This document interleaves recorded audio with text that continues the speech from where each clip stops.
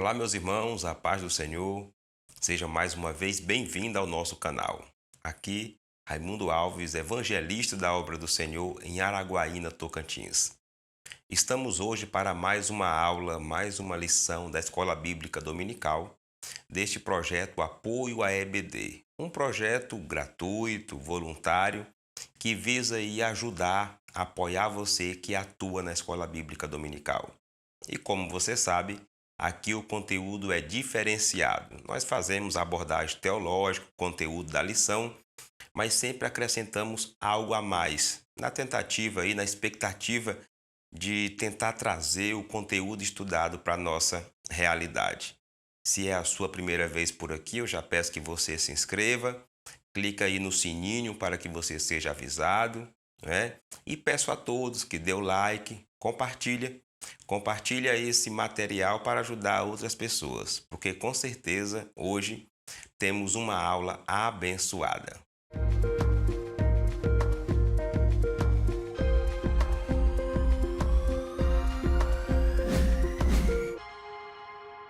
Meus irmãos, hoje nós estudaremos a última lição desse trimestre. E aí, como foi esse trimestre para você? Escreva aí nos comentários qual foi a lição que mais lhe chamou a atenção e qual foi o aprendizado que você tirou de todo esse conteúdo. Hoje estudaremos a lição de número 13, que tem como tema o cativeiro de Judá. E a ideia, meus irmãos, é a gente estudar o período ali do último reinado, do Reino do Sul, do Reino de Judá, estudar o cativeiro de Judá, que também é conhecido como cativeiro babilônico. E para nos ajudar na abordagem, no estudo e no aprendizado dessa lição, o autor dividiu em 3 tópicos. Primeiro temos o declínio espiritual de Judá, depois a obstinação de Zedequias e sua queda, e por último, Jerusalém é cercada e levada cativa. Meus irmãos, e é de grande importância a gente conhecer a estrutura da lição, como que está distribuída, para assim adequar melhor o estudo e também o tempo, não é? Essa lição está dividida em 3 tópicos. O primeiro tópico está dividido em 3 subtópicos e o último também. Apenas o segundo tópico está dividido em 2 subtópicos. Então isso nos leva a entender que nós iremos gastar um tempo a mais no primeiro subtópico e no terceiro também. E no segundo passaremos um pouco mais rápido. Bom, irmãos, e já partiremos para a primeira parte da lição de hoje, que é a introdução. É nela que o autor faz as primeiras abordagens e nos dá aí um certo rumo de como que será o estudo de hoje.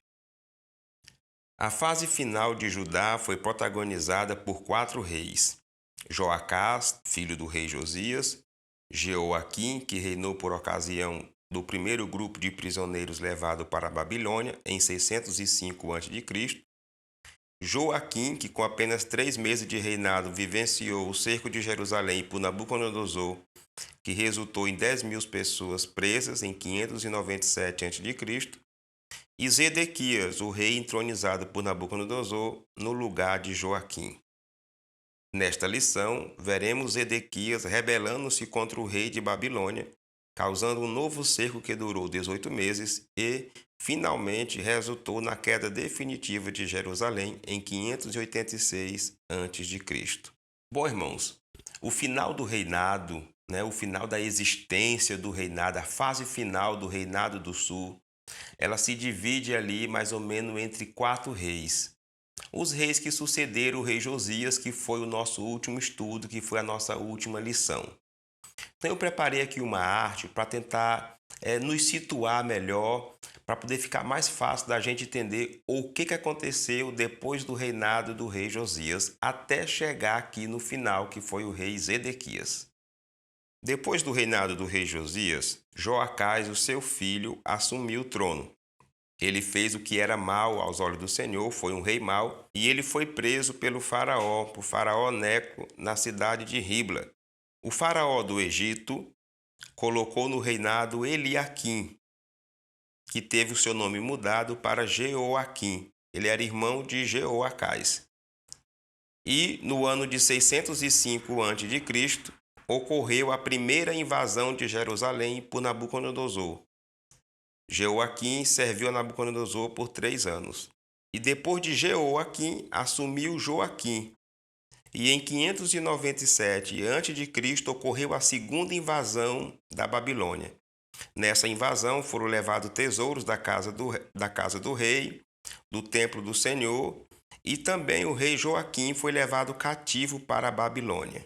Então Nabucodonosor colocou para governar o seu tio, conhecido como Matanias, que teve o seu nome mudado para Zedequias. E foi no reinado de Zedequias, em 586 a.C., que ocorreu a terceira e última investida da Babilônia, levando os mais cativos, e nesse episódio a cidade e o templo foram inteiramente queimados. Bom, irmãos, o estudo de hoje se dá justamente nesse último período, no período do reinado do rei Matanias, que teve o seu nome mudado para Zedequias. Ele foi colocado para governar por Nabucodonosor quando ele fez o segundo ataque que levou ali o rei Joaquim deportado ali para a Babilônia. E a nossa aula vai ser justamente nesse período, no período do último rei. Nós iremos conhecer como que se deu, o que o rei fez e o que aconteceu como consequência das atitudes do rei, como consequência da invasão babilônica. E assim já vamos partir para o primeiro tópico, que é onde nós iremos conhecer a situação social, material e espiritual de Judá para que acontecesse o cativeiro. Bom, irmãos, chegamos no primeiro tópico e nele nós iremos conhecer a situação espiritual de Judá. Essa é a ideia, Conhecer a decadência espiritual de Judá. Esse tópico tem 3 subtópicos. Os 2 primeiros tratam sobre o papel dos profetas e só o último trata sobre a situação espiritual. Então aqui eu quero lhe dar uma ideia. Eu quero sugerir a você que quando for ministrar essa aula, dê primeiro o terceiro subtópico, que vai tratar diretamente sobre os erros, a decadência espiritual, e aí depois você apresenta o papel dos profetas. Eu acho que assim será mais fácil para os irmãos entenderem e receberem a lição nesse primeiro tópico. As advertências dos profetas. Os profetas do Antigo Testamento foram unânimes e incansáveis em denunciar as injustiças e as terríveis transgressões do povo e dos líderes da nação. Todos foram taxativos em dizer que aquelas reivindicações, especialmente contra o pecado de idolatria, já estavam excedendo as medidas de Deus. Bom, irmãos, nesse subtópico nós temos uma abordagem sobre o papel dos profetas no Antigo Testamento. E o autor aqui é bem claro quando ele diz que o papel do profeta era chamar atenção, alertar contra o pecado. Contra o pecado do povo, mas também contra o pecado dos líderes, dos sacerdotes, dos reis e até mesmo dos falsos profetas. Os profetas no Antigo Testamento, irmãos, foram pessoas que Deus levantou para chamar a atenção quando a nação estava pecando contra Deus. E isso, meus irmãos, mostra para nós principalmente o cuidado de Deus, o zelo de Deus e o seu amor para com Israel, que de certa forma também termina se refletindo em nós. Porque o amor de Deus, meus irmãos, pela humanidade, o amor de Deus pelo povo de Israel era tão grande que Deus, mesmo sabendo que iria puni-los, Deus usou homens e mulheres para exortá-los, para levá-los ao arrependimento. Então esse era o papel do profeta ali no Antigo Testamento e nesse período do cativeiro também não foi diferente.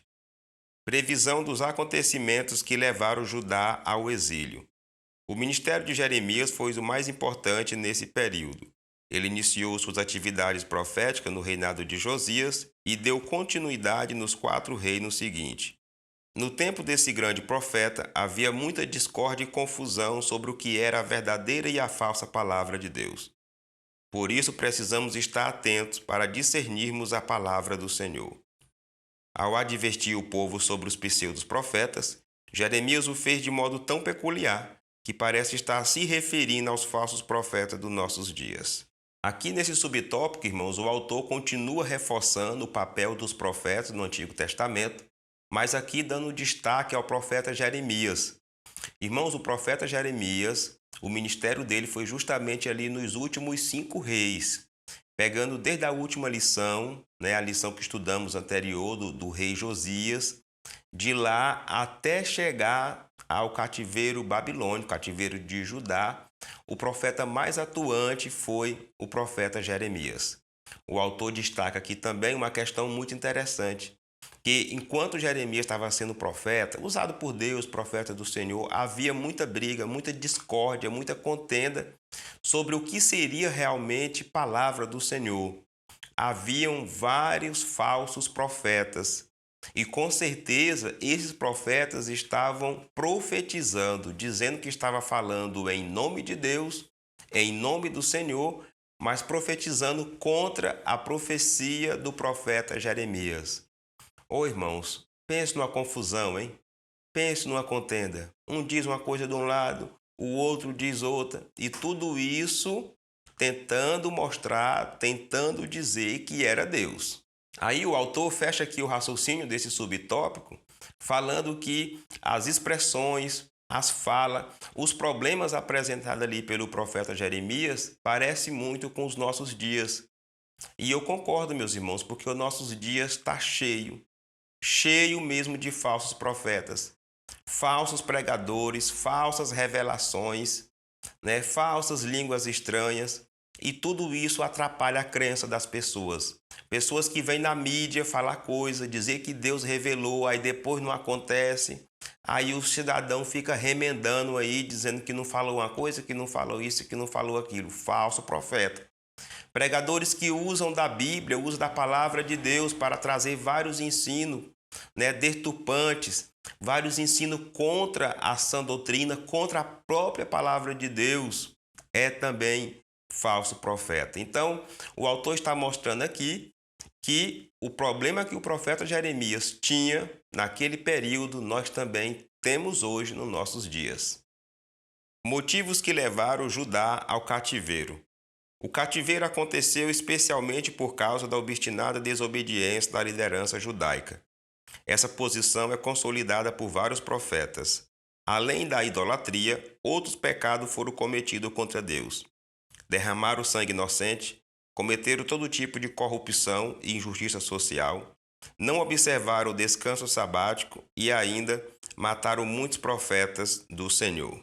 A situação de Judá é uma triste realidade para um povo que recebeu tantas profecias, avisos e oportunidade de arrependimento, mas decidiu pela apostasia.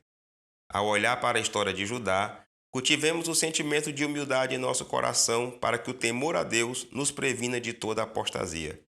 Andar com Ele é a melhor maneira de remover os obstáculos da alma que nos atrapalham na caminhada cristã. Como podemos ver, meus irmãos, aqui no terceiro subtópico é que o autor está fazendo diretamente aqui uma abordagem sobre a situação, o declínio espiritual de Judá. E a primeira que ele aborda é a situação dos reis, aquela visão, aquele desejo obstinado em pecar da liderança de Judá. E é uma verdade, meus irmãos.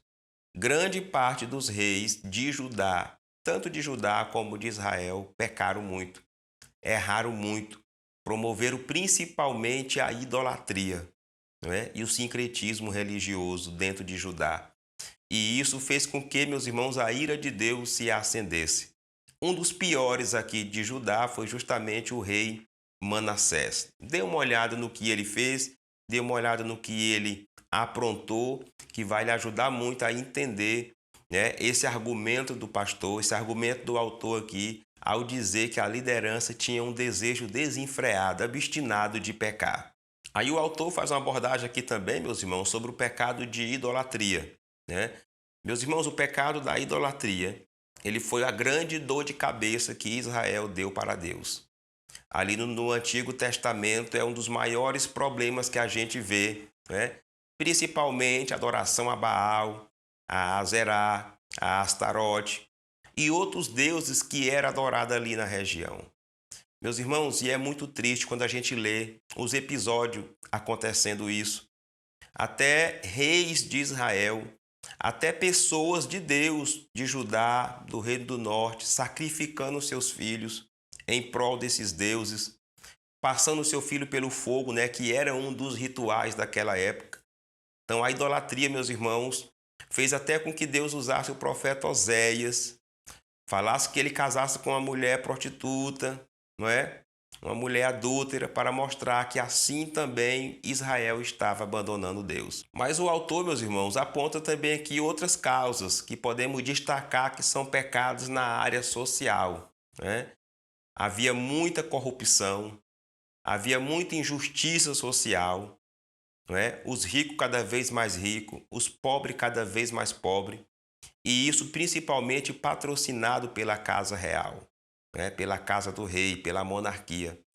Houve também, meus irmãos, a desobediência na guarda do sábado, principalmente no que se referiu ao ano sabático.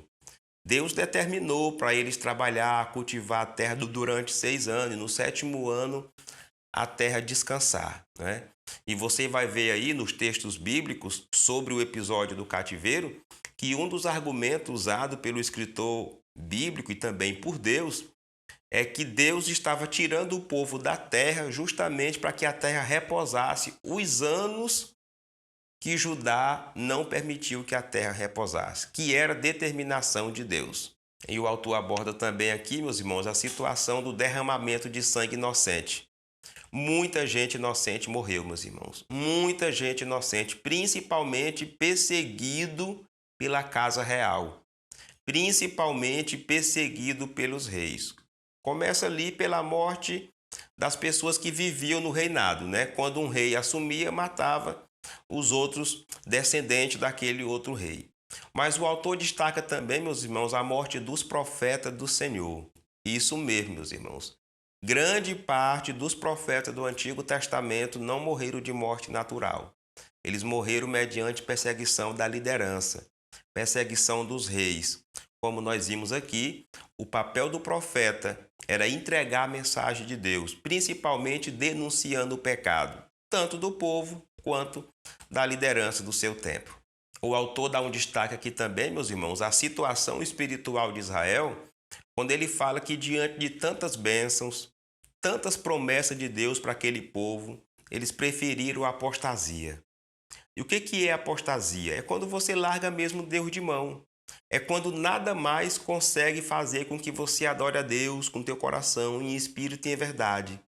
É uma revolta contra Deus e é um abandono total de Deus. Israel caminhou por esses caminhos, meus irmãos, e por isso veio o cativeiro. O autor fala também para a gente ter cuidado, para nós termos cuidado para não cair nesse mesmo erro da apostasia. Ou seja, tomar atitudes na nossa vida que venha nos afastar de Deus. Irmãos, e meditando na atitude da liderança de Israel em desprezar os profetas do Senhor, podemos destacar um desafio para a igreja dos nossos dias, que é o desprezo aos profetas de Deus. Sim, meus irmãos, nós temos algumas categorias de crentes que eles desenvolveram um tipo de arrogância cristã, né? Arrogância espiritual. Nem todo mundo é profeta de Deus na vida dele, né? Nem todo mundo consegue falar algo e ele receber como de Deus. Os profetas de Deus nos nossos dias podem ser aquelas pessoas que o Espírito Santo revela o que está oculto e ele entrega algo referente ao passado ou ao presente e também ao futuro, mas é principalmente os pregadores da palavra de Deus. E é aí onde entra o desafio, porque essas pessoas arrogantes não aceitam aquela pregação, aquele pregador, principalmente se for uma pessoa humilde, principalmente se não for obreiro, por exemplo, ou se for um obreiro que a graduação dele, o posto dele é menor do que a pessoa a quem a mensagem está sendo direcionada. Meus irmãos, e isso traz muito prejuízo para a obra de Deus quando alguém não reconhece uma pregação como de Deus e passa a desprezar o vaso, né, o profeta do Senhor. E um dos prejuízos acontece justamente porque a pessoa não consegue receber aquela palavra como de Deus, ele não vai mudar. Ele não vai mudar a vida dele. Para muita gente, a mensagem só é de unção, só é de Deus se for uma mensagem de consolo, se for uma mensagem de conforto, se for uma mensagem de exortação, não, aí já não é mais de Deus. E para outros, o profeta só é de Deus se ele falar só com o povão. Se a pregação dele, se a mensagem dele mexer com alguém do púlpito, aí não, aí já não é mais de Deus, aí é desabafo. E uma maneira de resolver isso, meus irmãos, é ligar o desconfiômetro, hein? É desconfiar. Desconfia. Todos nós sabemos que Deus fala na igreja, meus irmãos. Todos nós sabemos. Fala confortando, consolando, mas também fala exortando. Nós temos que parar com essa mania de separar os pregadores pelas mensagens. Só é de Deus aquela mensagem que me consola, aquela mensagem que me conforta. Aquela que exorta, não é de Deus. Não, meus irmãos, esse caminho aí foi o mesmo caminho que os reis, que a liderança de Judá, pegaram e com certeza sofreram as consequências. Bom, irmãos, e analisando aqui os motivos da queda de Judá, nós iremos responder a primeira questão relacionada com o tema de hoje. Como não cair nos mesmos erros de Judá?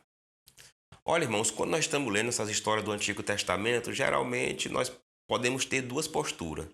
Uma, não se incluir, achar que isso aqui não tem nada a ver conosco, foi só naquele tempo. Mas tem a outra postura, que é a mais aconselhável. Pegar essa situação, trazer para a nossa vida e olhar e dizer, rapaz, será que isso aqui tem a ver comigo? E aí, partindo desse ponto, desse princípio, se realmente essa história, esses episódios têm a ver conosco, como não cair nos mesmos erros deles? Eu tenho aqui algumas sugestões para você. Primeiro, desenvolva uma boa espiritualidade com Deus. Precisamos ter intimidade com Deus, meus irmãos. Precisamos ter uma adoração, uma crença com Deus, igual Jesus falou, adorando o Pai em espírito e em verdade. Já que nós não queremos errar, nós temos que nos tornar mais espirituais. E para nos tornarmos mais espirituais e menos carnais, temos que ter uma boa espiritualidade, uma boa intimidade com Deus. A próxima dica para não errar como Judá, fuja da idolatria. Como assim? Mas eu sou crente. Sim, fuja então da idolatria gospel. Por que você vai a um culto? Por que você vai nessa igreja? Por que você vai a um congresso? Será que não tem algo aí que está dominando o teu coração, dominando a tua mente, além de Deus? O maior problema de Judá foi a idolatria. E esse desafio também vem para os nossos dias hoje em forma de dica. Fuja da idolatria, fuja dos ídolos, fuja daquilo que ocupa o lugar de Deus na sua vida. Terceira dica, seja humilde, reconheça que você erra. Seja humilde e reconheça que você erra. Não cai na vaidade de você achar que você não erra, que porque você é líder de igreja, que porque você é pastor, porque você é reverendo, você não peca. Peca. Todos nós erramos. E quando nós caímos nessa arrogância, que nem Israel, de achar que não está errado, aí é que estamos errando mesmo. E por último, esteja atento e aceite as exortações e também as repreensões de Deus. Meus irmãos, porque Deus fala conosco, confortando, consolando, mas também exortando e repreendendo. Então, seja humilde, aceite a repreensão de Deus. Todas essas dicas aqui vêm para nos ajudar a não cair no mesmo erro que Judá caiu e assim sofrer consequências na nossa vida cristã. Como dica pedagógica, faça aí uma lista dos pecados, dos erros, tanto sociais como espirituais, de Judá e de Israel. Fazendo isso, você vai ajudar os seus alunos a entender melhor esse primeiro tópico. Bom, irmãos, você pode concluir esse primeiro tópico analisando aí os erros, as falhas, os pecados materiais e espirituais de Judá, analisando também e abordando o agir de Deus através dos profetas e levando aí a igreja a uma reflexão de como estaria ou como está a nossa fidelidade com Deus. Chegamos agora, irmãos, no segundo tópico da lição. E nesse tópico nós iremos conhecer as atitudes do rei Zedequias, O que levou ali ao fim do seu reinado e à destruição de Jerusalém. A teimosia de Zedequias. Zedequias, o último rei de Judá, não entendeu bem a exata conjuntura em que a nação se encontrava. e por sua própria conta resolveu não dar ouvidos à voz do profeta. Zedequias fez constante ameaça a Jeremias e até tentou mantê-lo submisso aos seus caprichos. Jeremias, como homem de Deus, não se deixou corromper, antes proferiu toda a palavra do Senhor. Bom, irmãos, o autor aqui destaca sobre a teimosia do rei Zedequias. E a teimosia dele se dá ali principalmente na sua rebelião contra o Império Babilônico, contra Nabucodonosor. Irmãos, e essa atitude trouxe ali todo o estrago ali para aquela cidade no seu reinado. O autor destaca falando aqui que ele não entendeu, ele não compreendeu a circunstância com que a cidade, com que o reinado estava envolvido. Meus irmãos, o Império Babilônico estava no seu auge naquela época. Não tinha nem para onde, não tinha nem ideia, não tinha como justificar uma rebelião naquele momento. Assim como o rei Oséias errou ao se rebelar contra o Império Assírio no seu tempo, agora o rei Zedequias erra também ao se rebelar contra o Império Babilônico. E para confirmar mais ainda a sua teimosia, ele resolveu perseguir o profeta de Deus, perseguir o profeta Jeremias, tentou manipulá-lo, tentou dominá-lo. Ei, meus irmãos, aí são atitudes de pessoas teimosas mesmo, pessoas que são desobedientes a Deus, não aceita, não respeita os profetas do Senhor e ainda persegue. O autor fala aí também que Jeremias foi homem de Deus, não se dobrou, não se curvou, mas entregou a palavra do Senhor. Como nós estamos precisando nos nossos dias, né? De verdadeiros profetas de Deus, que prega a palavra do jeito que ela é, doa quem doer, mexa com quem mexer, não é? O que Deus quer é isso, meus irmãos, nos nossos dias. Pessoas de coragem. Claro que estamos num outro contexto, mas o Deus é o mesmo e a intenção é o mesmo. Repreender o errado e levar as pessoas para uma crença que realmente agrade a Deus. Surdo aos avisos do profeta. Jeremias advertiu o rei Zedequias, dizendo que, caso se rendesse à Babilônia, sua integridade seria preservada. O rei não deu ouvidos ao profeta, razão de acontecer o que estava previsto. O poderoso exército babilônico invadiu e destruiu Jerusalém. Zedequias e o povo de Judá estavam tão confiantes em sua religiosidade e escolha divina em relação às demais nações que nem pensavam na hipótese de serem quase aniquilados. Bom, irmãos, aqui nós temos uma abordagem sobre a situação espiritual do rei Zedequias e também do povo.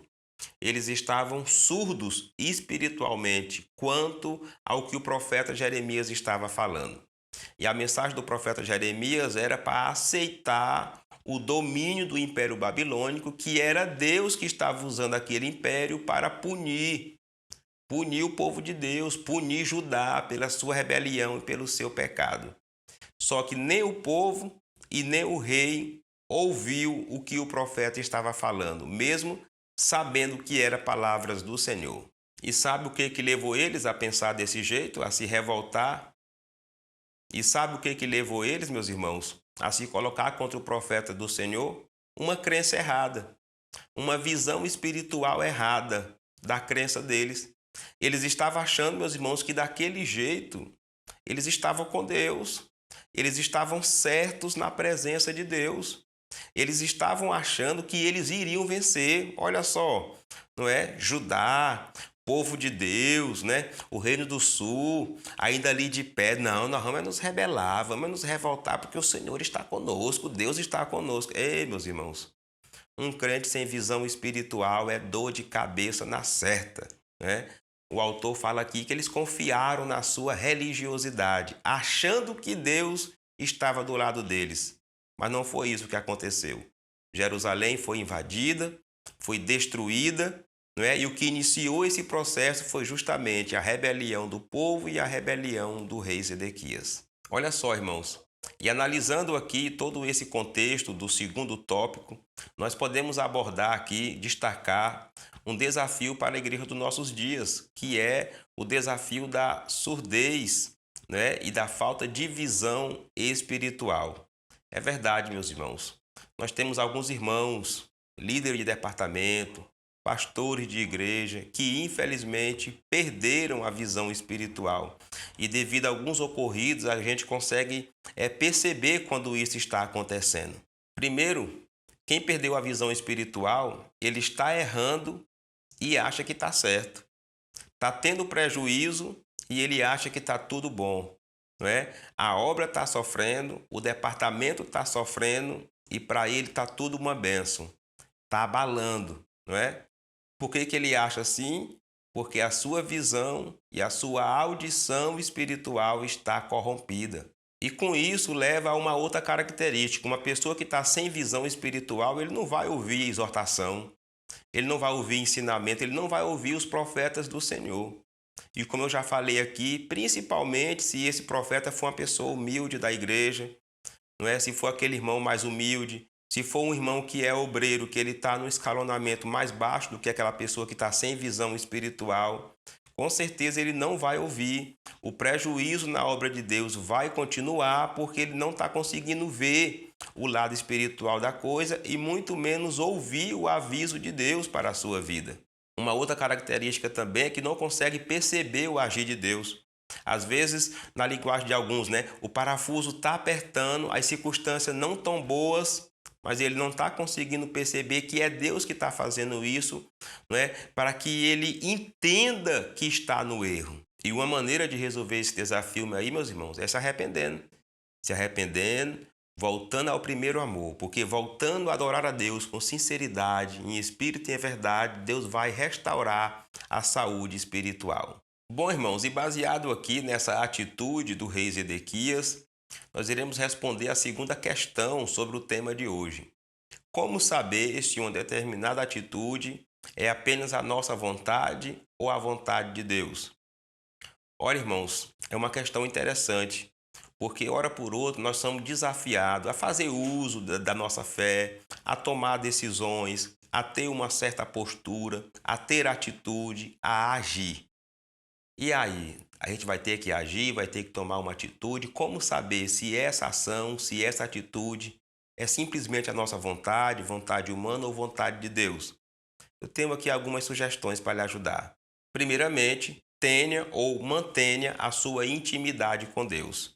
Isso vai te tornar mais espiritual, não é? A viver mais no espírito. E com isso, saber mais quando é a vontade de Deus. Irmãos, Deus é espírito.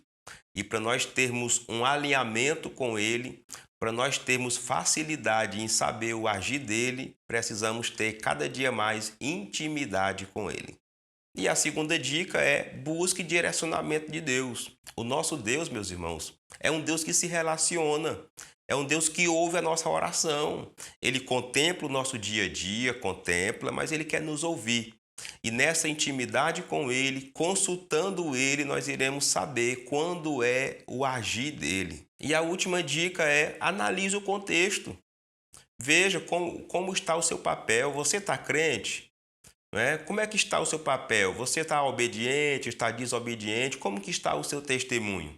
Analise o contexto da sua vida para você saber se essa atitude que você vai tomar, se é simplesmente sua ou é de Deus também. Analisa também o resultado, o fruto que isso vai causar. Dê uma olhada, dê uma analisada aí. Amém?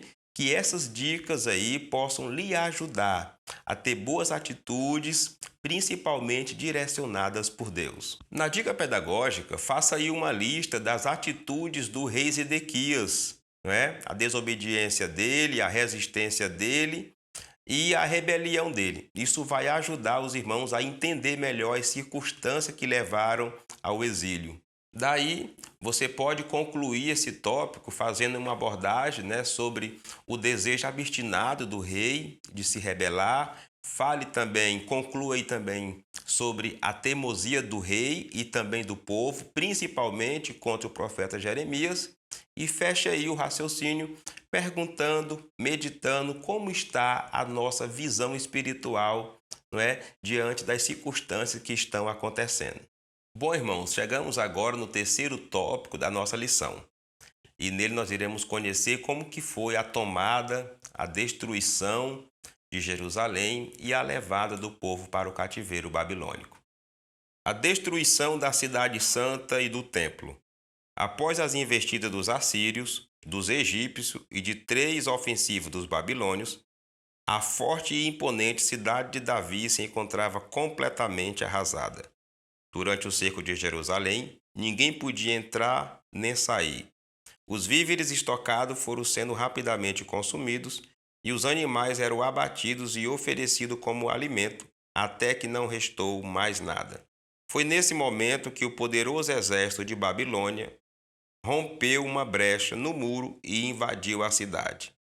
O templo sagrado, erigido há 380 anos, foi saqueado, destruído e queimado. A glória de Israel se foi. Nós temos aqui algumas citações de como se deu a destruição de Jerusalém. O autor destaca aqui 3 investidas que Jerusalém sofreu. Primeiro, o ataque dos assírios, que nós conhecemos, algumas lições atrás.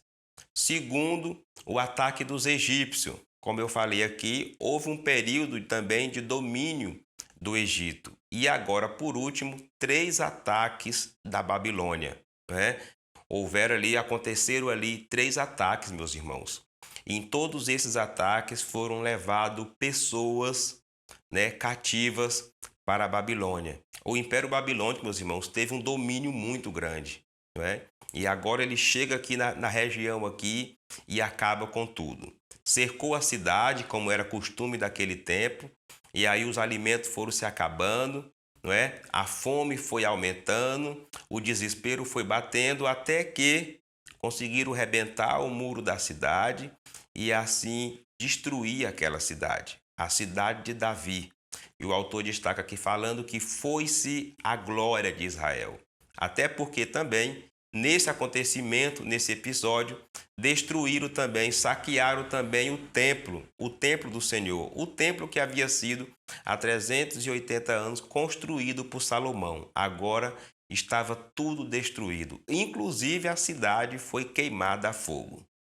A matança, o cativeiro, a peste e a pobreza.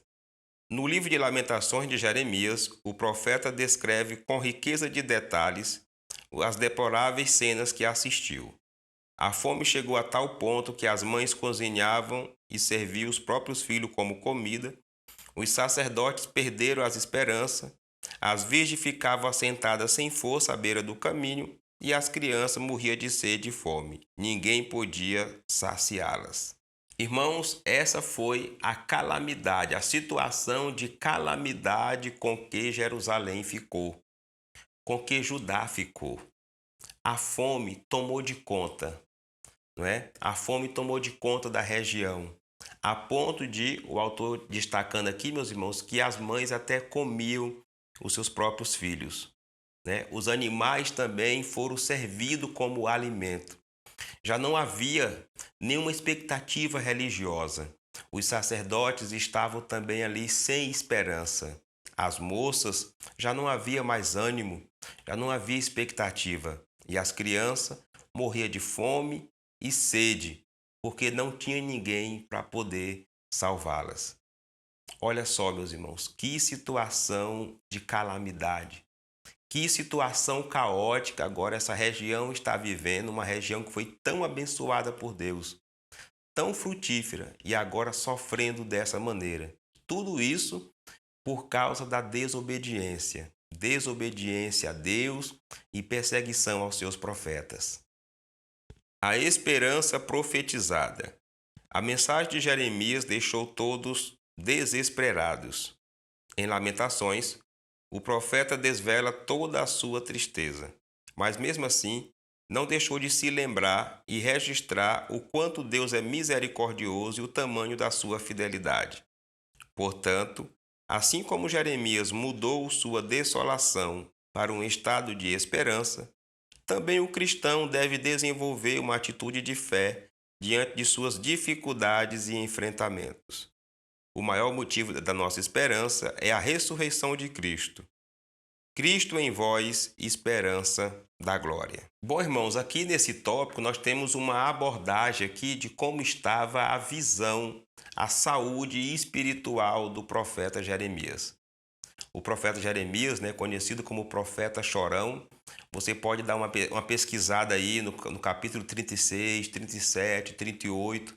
Dê uma olhada também no livro das Lamentações, também feita por esse profeta, que você vai ver ali como estava a situação dele, social, mas também espiritual. E como uma boa visão espiritual que ele tinha, ele não viu simplesmente a desgraça, ele não viu simplesmente o caos, ele viu também esperança. Esperança diante daquela situação, chegando até a expressar e a falar que Deus é bom, Deus é longânimo, Deus é misericordioso e Deus é fiel. Oh, meus irmãos, que palavra boa no momento de angústia. E o autor destaca aqui que o crente tem que ter essa ideia, o crente tem que ter essa visão. Não de pregar uma falsa crença, um falso Cristo, não. Mas de mesmo no momento das dificuldades, anunciar o Deus que serve. Mesmo no momento de tormentas, mesmo no momento de pandemia, como estamos vivendo, por exemplo, podemos sim falar da bondade de Deus, da misericórdia de Deus, do agir de Deus sobre as nossas vidas, sobre a vida da igreja. Mas acima disso, meus irmãos, além disso, não podemos perder a esperança, a maior das esperanças, que é a nossa vida eterna com Deus. Meus irmãos, viver nessa expectativa que Cristo vai voltar e que nós iremos ter uma vida eterna com Ele é que nos faz superar os desafios, os problemas do dia a dia, as lutas, as dificuldades que estão presentes aqui, meus irmãos. Tanto dificuldades normais do dia a dia, como também a dificuldade causada pela gente, como consequência dos nossos atos. Vamos permanecer firmes, firmes com a nossa esperança no Deus que nos salvou, que vai, nos ressuscitar aqueles que morreram, transformar o nosso corpo glorioso e assim estaremos para sempre com o Senhor. Irmãos, e baseado aqui nessa falta de entendimento do rei e do povo de Judá em aceitar que aquilo estava acontecendo direcionado por Deus, vamos destacar um desafio para a igreja aqui dos nossos dias, que é a dificuldade que alguns irmãos têm de aceitar as consequências. É isso mesmo, meus irmãos. Muita gente tem dificuldade de aceitar que a maioria das consequências dos nossos atos nós vamos colher aqui na terra. E devido a isso, começa a desenvolver algumas atitudes, algumas ações que terminam piorando ainda mais a sua vida. Uma delas é reconhecer que não errou. Uma delas é não reconhecer que errou. E se ela não reconhecer que errou, muito menos vai reconhecer que aquilo que está acontecendo é uma consequência dos seus atos, não é? E isso faz com que as pessoas continuem no seu erro, porque não conseguem entender que o mesmo Deus que ama é o Deus que exorta e é o Deus que pune, é o Deus que disciplina. E uma outra circunstância que acontece dentro desse desafio é que a pessoa não entende que ele está vivendo ali a consequência dos seus atos, né? Ele está colhendo o que ele plantou, então agora ele começa a buscar ajuda espiritual. É campanha de oração, é campanha de jejum, gera até uma sobrecarga na vida de outros irmãos, porque quer que os irmãos resolvam o seu problema, que a igreja resolva o seu problema. Mas primeiro você tem que entender que o problema é seu e que a solução vai partir de você. E se for realmente uma consequência dos seus atos, se você estiver colhendo o que você plantou, pode ter certeza que só vai resolver depois que você colher tudo. Quando o crente não entende isso, meus irmãos, pode até gerar uma frustração da fé, porque ele ora, ele jejuma, ele pede o agir de Deus, ele pede o livramento de Deus e Deus não livra. Por quê? Porque é Deus que está permitindo. E aí tem pessoas que se abatem, fica até chateada com Deus porque orou e na visão dele, Deus não agiu. E baseado aqui no cativeiro de Judá, vamos responder a terceira questão do tema de hoje. Deus foi injusto ao permitir o cativeiro, o exílio babilônico em Judá? Não, meus irmãos. Deus não foi injusto. A palavra de Deus nos mostra que Deus prometeu realmente uma boa terra. Deus prometeu uma terra que manava leite e mel, uma terra abençoada. E eu tenho aqui algumas dicas, algumas justificativas para mostrar que Deus não foi injusto ao permitir a cidade, o povo ser levado. E a primeira justificativa, meus irmãos, é que Deus determinou que ao receber a cidade, ao conquistar a cidade, aquela região, não era para eles cometerem os pecados do povo daquela região. A terra era boa, manava leite e mel, era uma terra abençoada. Os espias, falaram sobre isso, porém o povo pecou. E Deus avisou para eles não pecar, não seguir nos costumes, não seguir na idolatria do povo. Uma outra justificativa é que Deus, meus irmãos, além de ter falado antes, ainda usou muitos profetas para avisar que eles estavam errando e que se continuasse errando, Deus ia cumprir com a sua promessa de tirar eles dali. Deus fez isso com o reinado do norte, permitiu ser levado pelo Império Assírio e nem assim o povo de Judá se despertou. Então Deus não foi injusto. Pelo contrário, ele foi justo, porque ele concedeu a terra prometida do jeito que ele prometeu, porém o povo foi infiel, o povo foi idólatra e como ele havia falado que ia punir, nesse momento chegou a punição. Aí você pode fechar o raciocínio, você pode concluir esse tópico fazendo uma abordagem sobre a destruição da cidade, a destruição do templo, a permissão de Deus, a punição de Deus ali na forma daquele exílio e levando os irmãos à reflexão, a meditar de como está o nosso comportamento, a nossa fidelidade diante das ordenanças do Senhor. Irmãos, chegamos na conclusão, na última parte do nosso estudo. E é aqui onde o autor faz as últimas abordagens relacionadas com a lição de hoje. A experiência do reino de Judá no cativeiro é uma triste lição para todos os crentes. Quando os falsos deuses ocupam o coração de uma pessoa, ela se torna cativa de suas escolhas erradas. A boa notícia é que, pela misericórdia de Deus, Judá retornou à sua terra prometida. Deus ainda usa suas misericórdias para com o seu povo. Elas não têm fim. Novas são a cada manhã.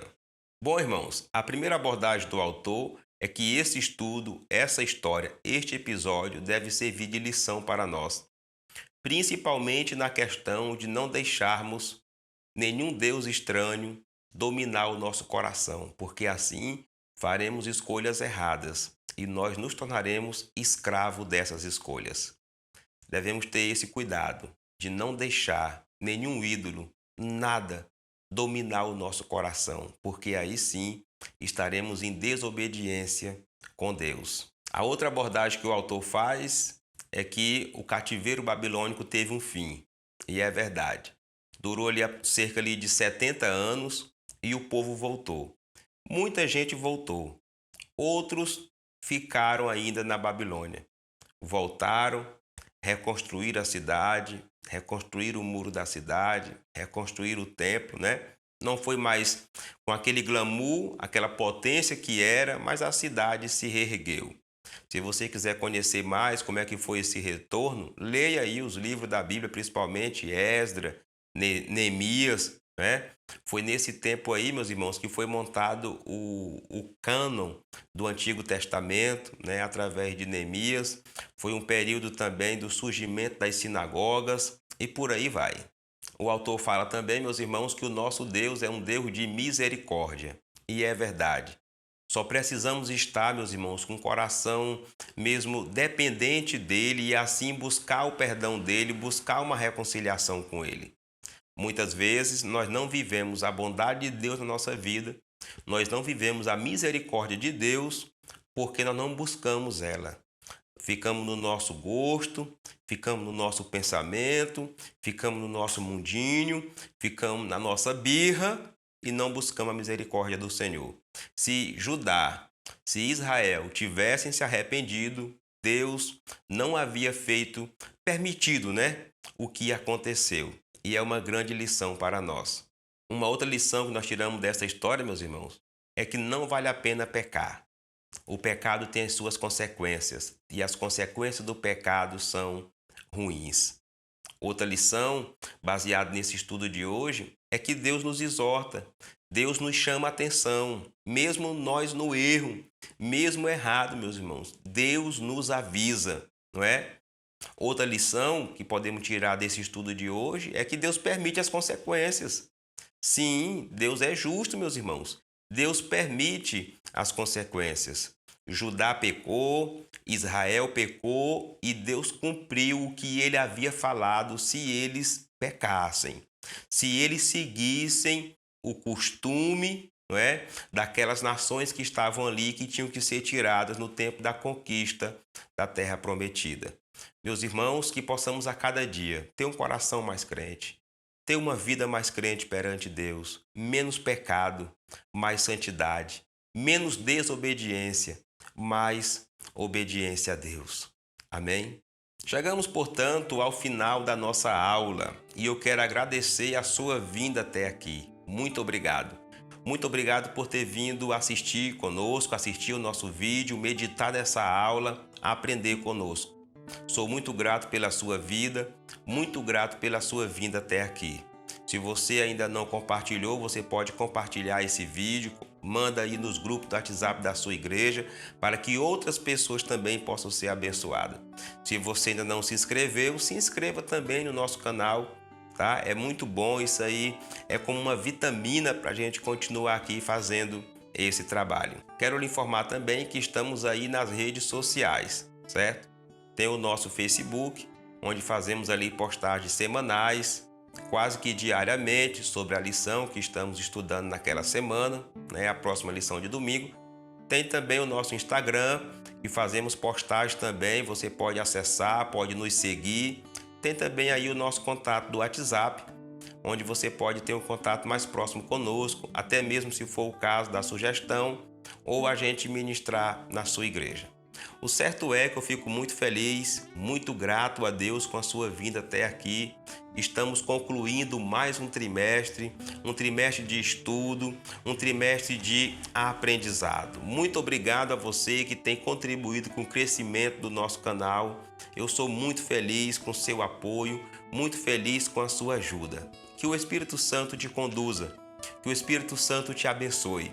E se você for ministrar essa aula, que ele conduza a tua mente, que ele conduza o teu coração para uma boa aula. Que Deus em Cristo nos abençoe.